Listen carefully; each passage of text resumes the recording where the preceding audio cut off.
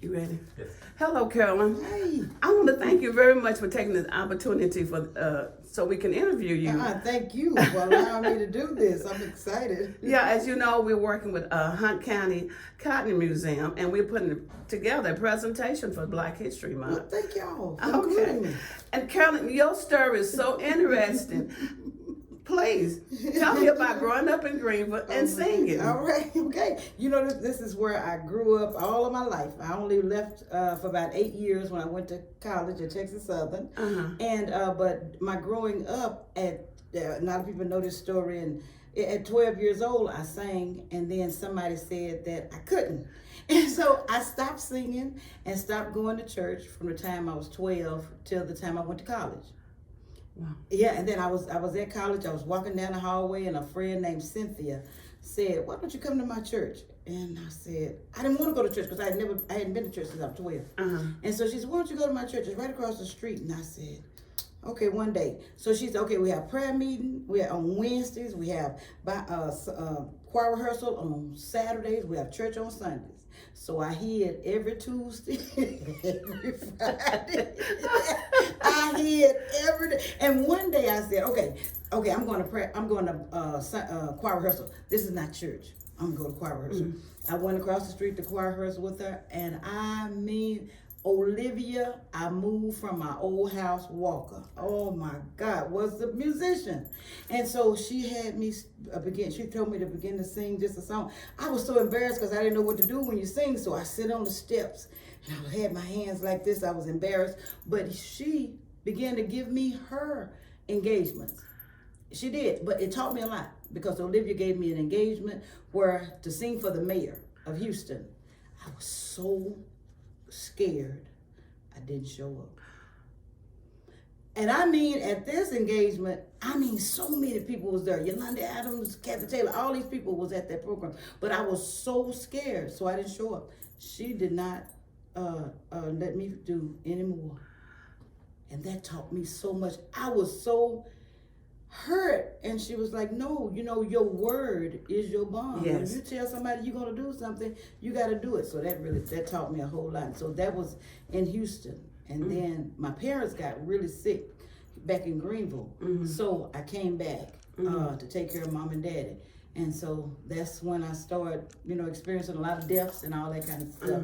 And so that's kind of the first part of the story. Okay. Yeah. Okay. Now I'm still excited. Okay. Bring me up to when you start singing again. Okay, yeah, okay. And when I said at 12, I did, and then I started singing. Olivia started having me sing with her and with the choir at Philadelphia Missionary Baptist Church. And then when I came back to Greenville, you know, Desi Armstrong used to have these programs at the municipal building. And so one year she said, "I want you to open up for the program." I couldn't believe it. It was Willie Neal Johnson, the Canton Spirituals, all these people, and Desi wanted me to be the person that opened up for the program. I get to the program, nobody would let me use their instruments. I didn't know this because I'm new at it. They was like, "We didn't mean no harm, but you can't use our keyboard because we travel from town to town. So if you break it," I mean, I wasn't going to play it. Ram was going to play it. And they said, "Because if you break it, what do we do at our next engagement?" I didn't understand that then. So I ran home, which I didn't live that far from the municipal building. I ran home, got up under my bed, got my keyboard out that I had bought to learn how to play keyboard, that I never learned how to play keyboard. But I brought it back. Ram played it. And after that, the Canton Spirituals and Willie Neal brought me in the back. Yeah, and they said, "We are so sorry.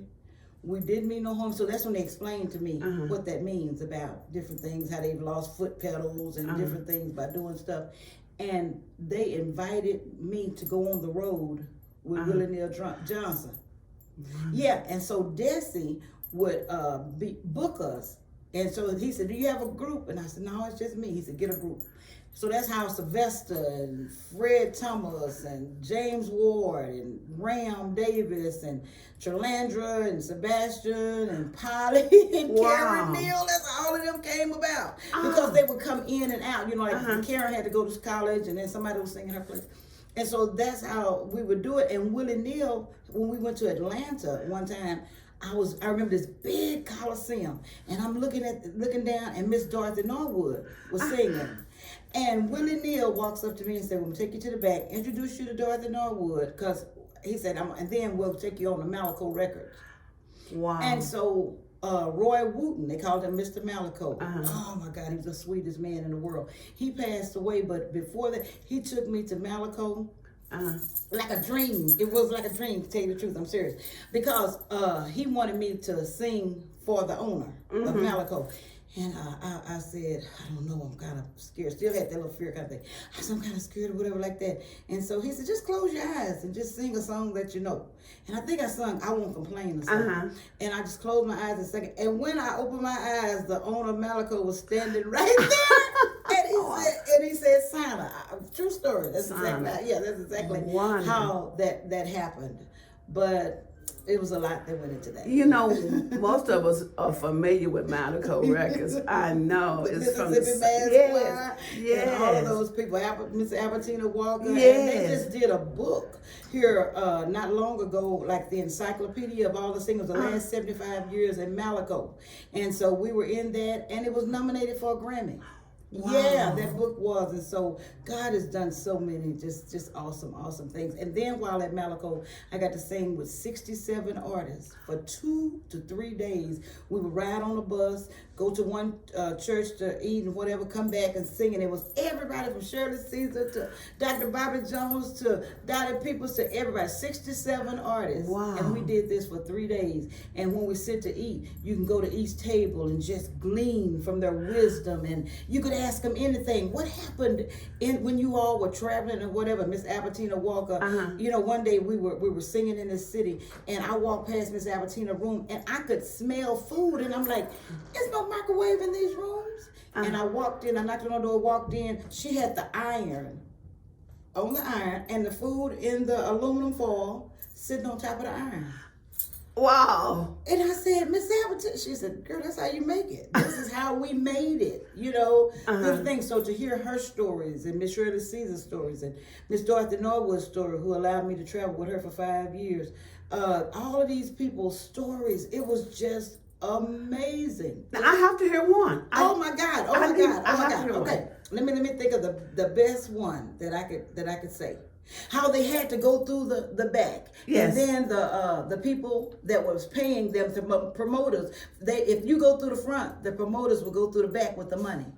So you did not get your money. You didn't get paid. Now you can look out in the audience and you can see it is packed, and you should have some money, but you're looking for the promoters, and the promoters are gone. So when you hear all of the stories about people like, "Oh, they've been mean," they said, "I met that artist and she was so mean, and I met that artist and she carried this weapon," whatever you hear, they didn't just do it just to do it. They had a reason to do it. I mean, in their mind, they had a reason, because you are traveling all of this way. You can't go into the hotels. You got to get on the bus and dress. And where everybody else is in the hotels, you can't go. And so that's how they traveled in the cars. They got dressed in the cars. They got, so it's just all kind of stories like that. I used to say to Miss Norwood and all of them, "Oh, y'all gonna write a book?" Because all of those stories are so interesting, and just to hear how you wasn't a singer, but then somebody heard you walking down the hall singing, and then they just picked you up and you became, it's amazing, the stories that you hear. So yeah, I had a ball. That is so good. I had a ball.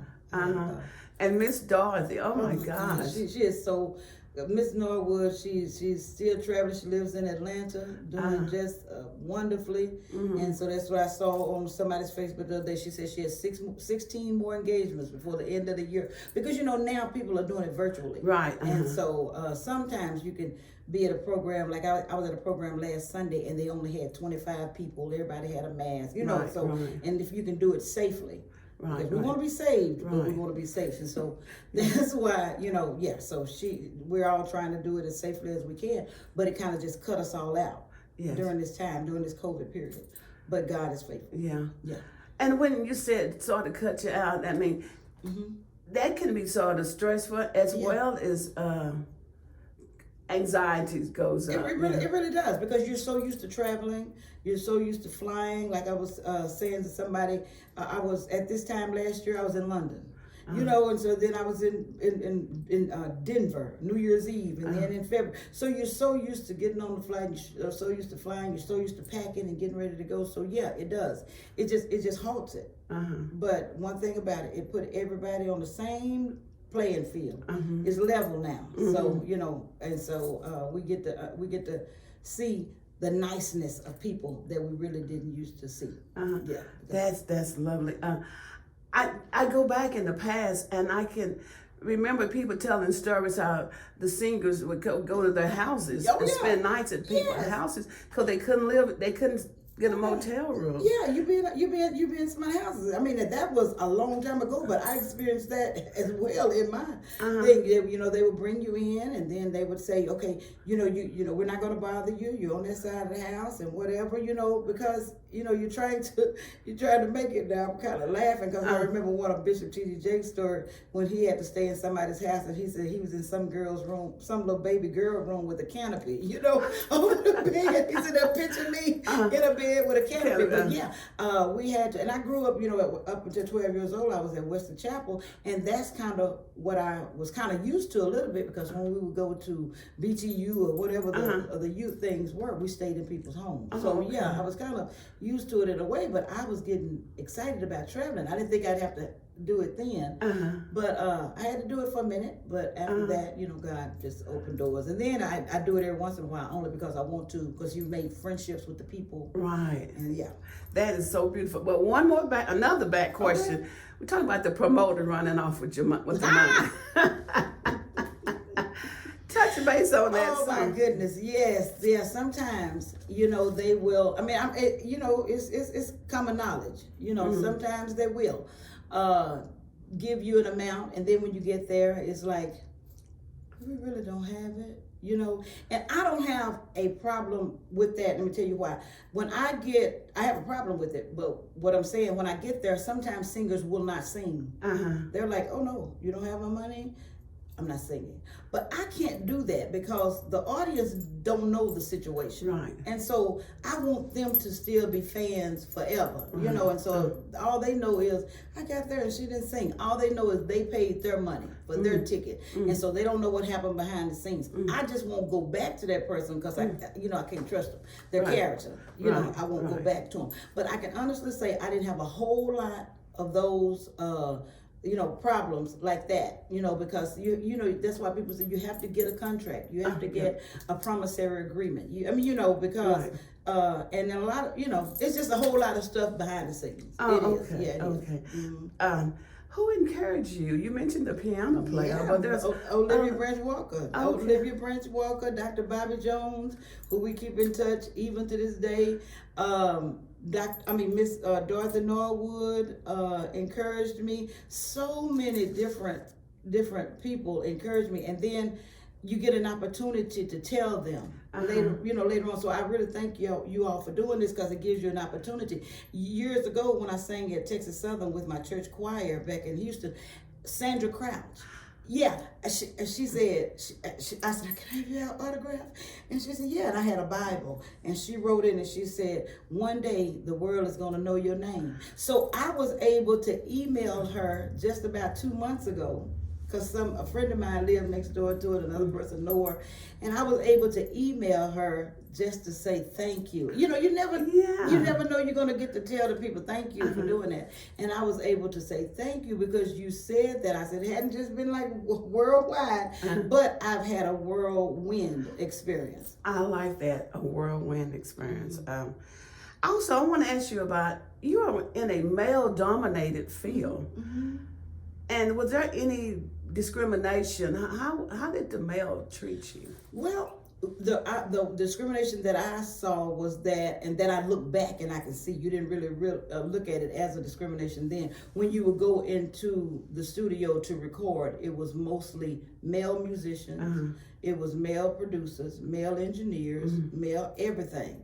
And so when Miss Norwood produced my first CD, I was so excited because it was like this, and she was well able to do it, and so that's kind of where I see that we don't have a lot of lady engineers and a lady whatever, but now. You see it in the R&B world, but you don't see it a lot in the gospel world. And so in the R&B, you see producers and engineers all the time, but you don't see it a lot over here. Okay. And so that's all of that I would see. I don't know if I would even call it a discrimination. I would just call it, something. I don't know if females want to do it, they put a lot of time in to do it. I don't know, or if I haven't met the gospel engineers or whoever. I don't know. Right. I don't know. But I don't see it as discrimination. I just see it as we don't have as many as we have male. Oh, okay. Then. Want to talk to you about your albums. Okay. One of we love it. Tell me, just give me an overview of your producing your albums. Okay, the first cassette that I did, we did that in Tyler, Texas with Dwight Gordon. He's a guitar player for the Mighty Clouds of Joy. We did that. He did our first little cassette. And then I went on to Malaco Records. And I went to Malaco. I never really listened to a whole lot of gospel when I was kind of coming up. But when I came back home to take care of Mama and Daddy, I started working for the county attorney's office.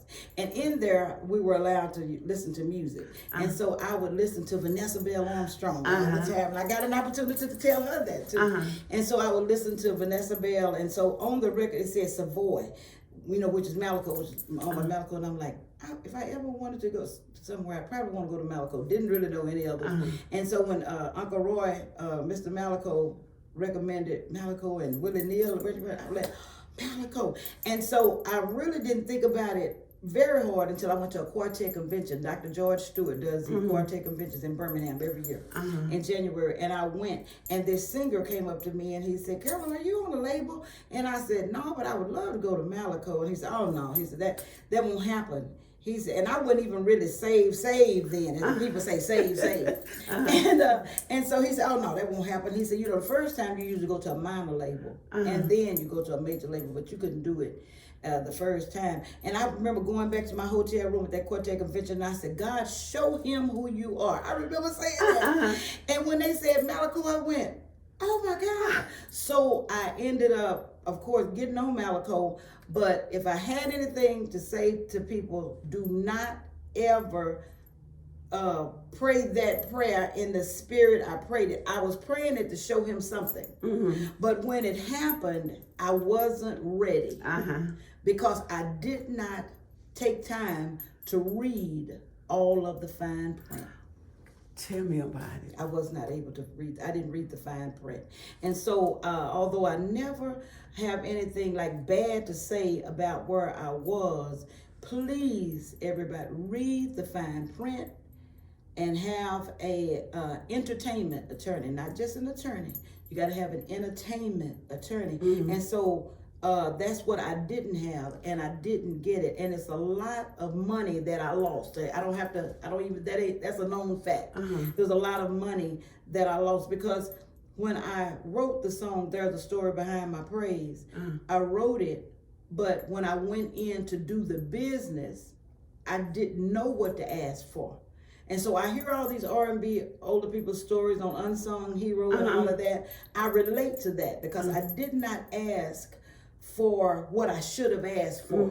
And in doing that, I lost a whole lot. And so just like last year, I was looking at, the picture, the Sunday's Best. Yes. I was looking at Sunday's Best. Well, people started calling me, Carolyn, look at Sunday's Best, look at Sunday's Best. I'm like, what is going on? Why are people doing that? And I looked at it, and the girl that was in the finalist, the woman that was in the finalist, excuse me, Tiffany Andrews sung There's a Story Behind My Praise.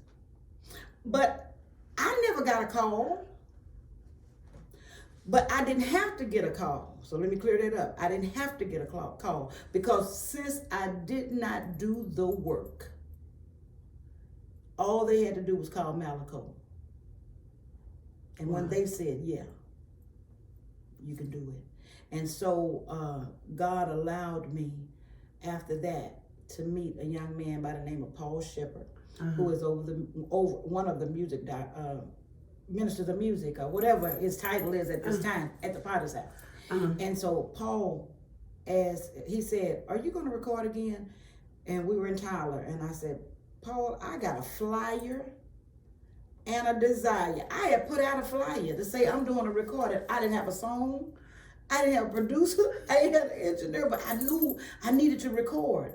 And he said, well, let's do it. And so I postponed on the date that I had, and Paul came in, and that's when he wrote this last song, The Best of My Story. The rest of my story will be the best of my story. Me and Paul wrote that song. And so now I'm able to share that song because we wrote it and we get the royalties.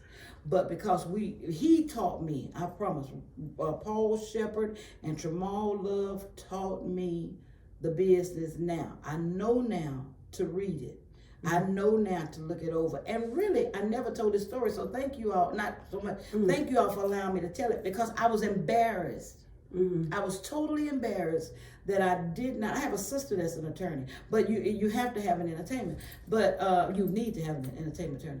But I was embarrassed to tell it because, people would say it would just look like. And in fact, I talked to a radio announcer just on yesterday out of Houston, and she said, because she was a singer as well. She said, when I heard the song, There's a Story.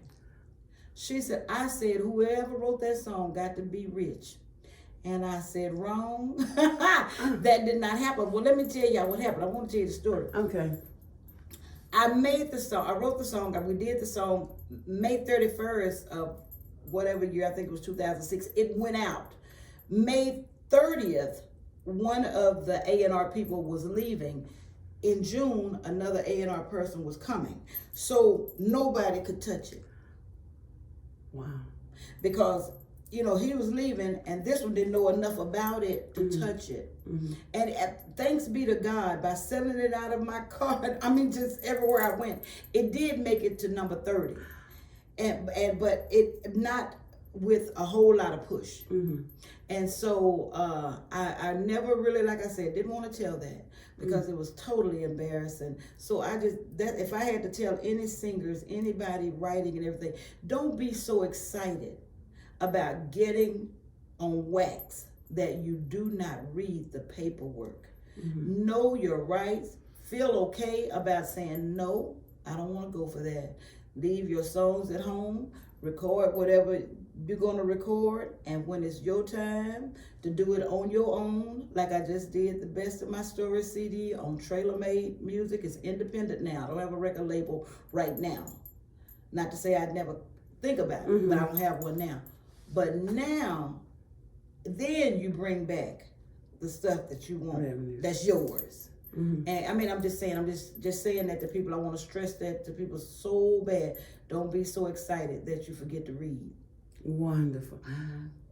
This is more educational. Thank you so much. You covered a lot of questions I have, but I want to touch, you touched on it, your business philosophy. The business, that would be my business philosophy. Learn. Please learn. Call people. Don't feel bad. Don't even think it strange or anything that you pick the phone up, you call people, you say, teach me how to do this. I don't know how to do it. Teach me how to do it. Don't feel embarrassed about it. Take classes. Now is the best time to get what you need because people are at home. Yes. And they will answer the phone now. Yes. Where they were so busy at one point, they wasn't answering the phone. They'll answer the phone now, and you can ask them questions and all that. And so know the business before you get intrigued in the singing part, because everybody can sing. It's people sing on every corner. You can find somebody to sing. Every church. When I go to churches sometimes and they pass the mic around, it seems everybody in the church can sing. The only difference is the person that knows the business. That's it. That's the difference. The business. The business. And there's been people that have been kind enough to tell people the business before you go in and say, let me teach you before they do it. But then there's some people that will take advantage. So there's been people, I think Kurt Franklin, different people like that, had beautiful people, Linda C. Wright, these people in their lives. at the beginning before they even started to say, "Hey, let's do this." And then Kurt is so well versed, so Kurt knows it. He's always, been in it and stuff. And so those people like that I don't really know, but I admire. Yeah. Thank you. I was, when you were just talking, I remember seeing you early on Sunday mornings on the Mr. Jones show. Bobby Jones. Yes, Bobby Jones show. Early on Sunday mornings. I just enjoyed watching it. Thank you. Carolyn, you have such a beautiful story. You told us so much. But my next question is, you told me about the up and down, but how do you judge your success? Well, I judge it by my destiny and not by the journey. Because the journey, it was crazy. But it's because I wrote the song "There the Story Behind My Praise," I always relate stuff to stories. And if I tell people how to judge me, I would say, don't judge me on the chapter you walked in on. I may have been a drinker in that chapter. I may have did some stuff in that chapter. Don't judge me on that chapter you walked in on. Keep turning the pages. You'll find out I'm a Sunday school teacher now. I'm kind of trying to get it right.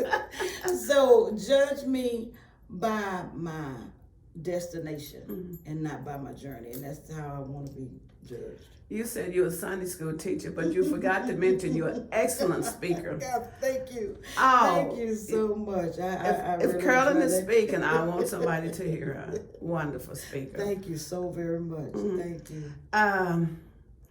Carolyn, this has been such a beautiful story. I enjoyed it. How would you summarize this? I would summarize it by this period of doing this interview. Yes. I would say it was one of the most unique interviews that I've ever had. Okay. It was one of the best interviews. Thank you so very much. It allowed me to tell some stuff that I'm going to put in a little booklet that I've been writing for a long time. And if my friend, the magazine owner, Peggy Tatum, see this at any way, she's going to say, do it. Because she'll text me in the 4 o'clock, 5 o'clock in the morning. Are you working on your book? And so people are pushing to do it. And of course, the name of the book is There's a Story Behind My Praise. But that's what I'm trying to do in this period. So that's how I would summarize what we're doing today. That's how I'd summarize what I've done in my life. There is a story behind my praise, but the rest of my story will be the best of my story. Beautiful. I want to thank you so much. And the smile, I'm like, beautiful smile. You just give us so much hope. I'm holding on to the business aspect. Yes. Okay. Yes. Learn business. And don't feel bad about asking people. Because this lady that interviewed me this week, Paulette Wright, she have 2.1 million viewers. I never got an opportunity to interview with her until this week, but somebody else recommended her, and then because I was friends with them, then they remembered me and they introduced me to her. And one thing Miss Norwood says all the time, and I don't know if this will make it yet, I just feel like talking about it. One thing Miss Norwood says, I'm for who for me. A lot of times you can try to help other people who are not helping you. And you recommend people who are not recommending you. And I don't mind doing that. I'll do that at any, all the time. But let me just give you an example. It was last week, a friend of mine named Eric Reverence from London, he called and he said, the Queen of England. He calls me the Queen of England, which is funny to me because that's our joke. He'll say, may I speak to the Queen of England? He does like that. And I'm laughing. And so he said something about the Queen of England. I'm still laughing. He said, oh, no, Carolyn, hold on. He said, the Queen of England is having like a symposium on Friday, which was last Friday. They need 30 radio announcers to do it. We have the ones from the UK. We need one from the USA. In my mind, I'm thinking, let me recommend some of the larger radio stations, because he said we need a radio station. And let me recommend, I'm thinking who I can think of. One of them I messaged. To this day, I haven't gotten a call back.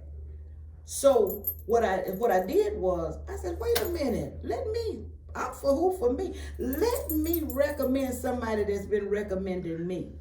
So I called my friend that had introduced me to Paulette, to the whatever, and he got to be on it. And I saw it on Facebook Friday where he said, UK, 30 radio announcers on the thing with the Queen. And I'm like, Eric, why would you call me? He said, I'm going to trust your heart. He said, I'm going to trust your heart. Whoever you say, that's who I'm calling. Wow. So at this point in my life, I'm going to recommend people, but I'm going to recommend the people that's recommending me. And that way, when they get to where they're going, they won't forget, me. And I don't think anything is wrong with that. Right.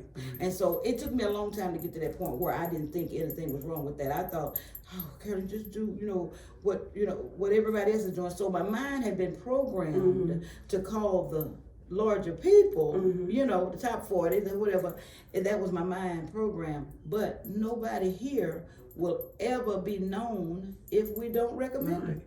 Words of wisdom. Nobody. Yeah. Thank you. Thank you so much. God bless you. Okay, thank you. What do you think, John? I think it's good. I thought it was.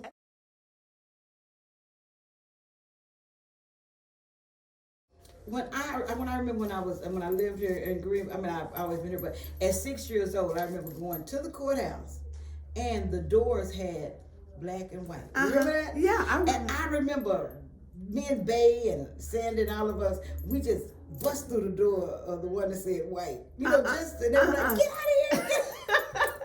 And I got an opportunity to work at Hunt County Attorney's Office with Toby Wilkinson, and they had saved those doors. Wow. They were in a warehouse across the street from the city park, and Toby brought those doors back.